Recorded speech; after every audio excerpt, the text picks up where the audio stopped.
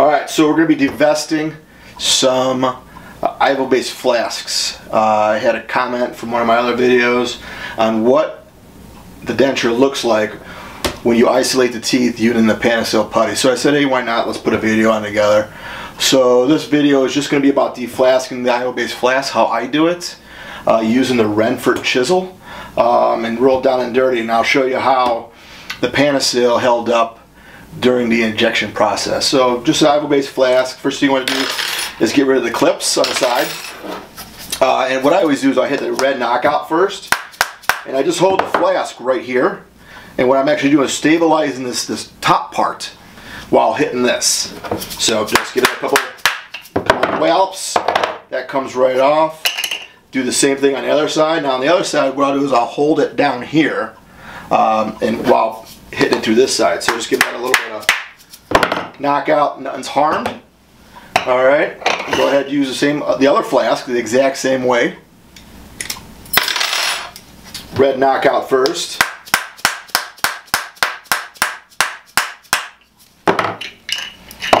Once again, hold it down here and go ahead, give it a little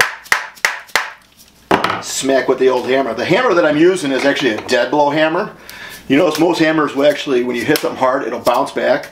The dead blows is once you hit something, it doesn't bounce. So if my hand was like an anvil, this wouldn't bounce. This would just stay here. If you could kind of hear that, there's some sand in there that gives you that dead blow. So nothing ruins the flask. These flasks, both of them, had over 1,000 injections apiece, and they're still in pristine condition. So once it's deflasked, what I'll do is I'll chisel the two parts. Now when I pour out the bottom part of the flask, I use this plaster, real nice soft plaster, because all my models are keyed for remount. So the first thing I'm going to do is I'll put the chisel back here and just break off half, and then find out where that model is at and just skim it, and this whole bottom part is going to come right off. The Renfert chisel is my favorite chisel that I've had in the past. I've had some from Harbor Freight that were just too much, and I was always worried about breaking my denture teeth. I picked this guy up about 2 years ago, and people always ask me if it would break, would you buy it again? I said absolutely, in a heartbeat. If this thing ever broke, one, I'd send it to Renfert, and Renfert would take care of it. But this is one of those tools that if it did break, I would buy it immediately. How to turn this bad boy on is down here. You can see this little gauge. You just spin it to how aggressive you want that vibration. So you can do nice and slow, or you can do very, you can hit it pretty good. So I'm pretty used to this tool, so I'm going to crank her all the way up. And once again, I'll hit the plaster side first, and we'll see how it goes. So what I'm going to stick it right there. Make a little line before I get too aggressive. And what you notice,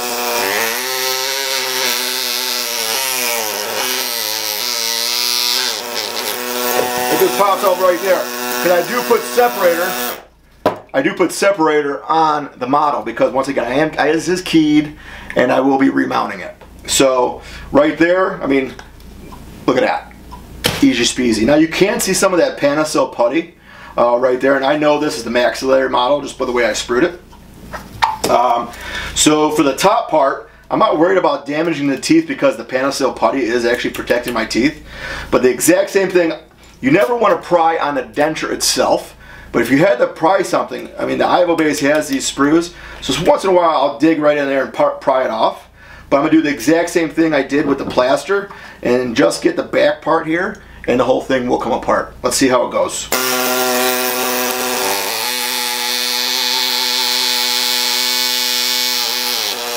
Just making a little line.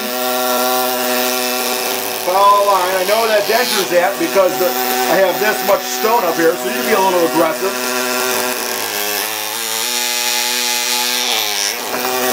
See right there now.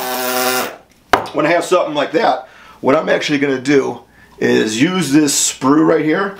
I'll put this chisel right in there while it's on vibration and just go ahead and give it a little turn, and the whole top part should come off. Now if it didn't, what I would actually do is come over out of this side and actually score it with the chisel here and do the exact same thing here. But we'll get gutsy. We'll get gutsy and we'll go ahead and put it right here and see what happens.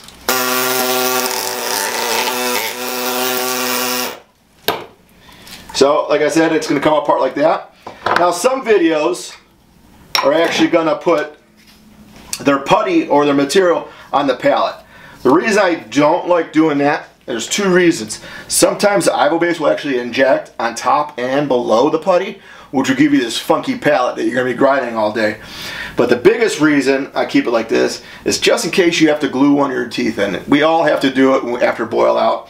And if we have our cusp tips exposed, it's very easy to put a little bit of super glue in there and go ahead and stick it in there. So this is devested, and all I gotta do is just take my putty off, and I'll take a picture of this at the very end and show you how clean it is. I won't touch it. The only thing I'm gonna do is I'll cut my sprue off and get rid of the capule. All right, but this thing is immaculate. Like I said, I'll just take a picture. You'll still see some stone on the inside, and that was just for retention. But let's go ahead and do the lower. The lower is a pretty big model, so I might have to be a little more aggressive on it. But let's see how that goes.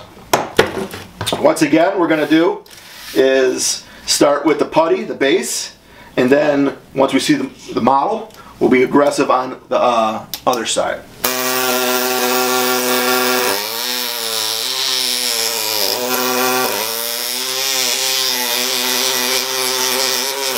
So they're shaking it back and forth, and then once I get halfway through it, I'm going to spin the chisel.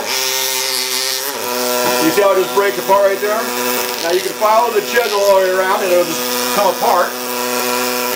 Now you definitely don't want to break your model, especially if you're going to equilibrate it. And as you can see right here, the model is not damaged. You can still see my keys. Nothing is broken. And we're going to do the exact same thing. I can see where my model's at. Now in the top and the lower here, the maxillomandibular as I was, you can kind of see where the heels are at. So I'm actually going to enter right here on the side. Get about 1/4 inch, 3/8 of an inch in there, and then I'm going to spin that Renfert chisel, and this whole part should pop out. Then I'll go over here, and then I'll hit it on the sprue, and we'll see how it comes out. So like I said, right on the side, you get that first, you can see it just pops off. I'll come over here and do this side. Pops off, and this, you saw me deflask. This is not no magic here. This is the reason I love this tool. We're halfway done, but now that we have some undercuts in the milo-hylo area, what I'm going to do is I'm going to utilize that sprue, and I'm going to go ahead and use it as a fulcrum, and use it with a chisel and try to break it off. If it doesn't, what I'll do is I'll score up here and then take it off by small increments. But let's get a little gutsy. Let's see what happens. So I was getting close to the sprue. Once again, I'm plying on the sprue, not the denture itself.